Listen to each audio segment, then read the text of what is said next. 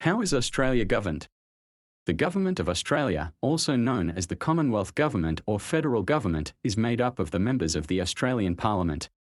The Parliament is divided into two houses, the House of Representatives and the Senate. During federal elections, Australians vote for their representatives in both houses.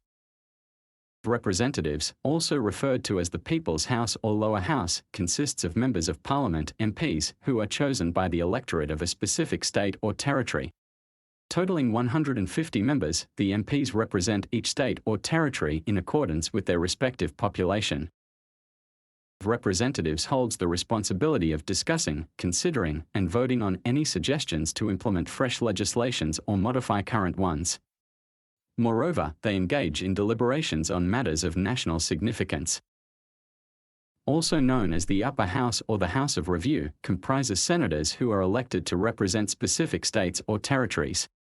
Unlike the House of Representatives, where the number of representatives is determined by population, each state has an equal number of senators. This means that the Australian Capital Territory and the Northern Territory each have 2 senators, making a total of 76 senators in the Senate. The Australian Senate engages in discussions and casts votes on proposed legislation and amendments addressing matters of national significance in a manner parallel to the House of Representatives. Each of the 6 states in Australia has its own governing body, complete with a distinct parliament and constitution.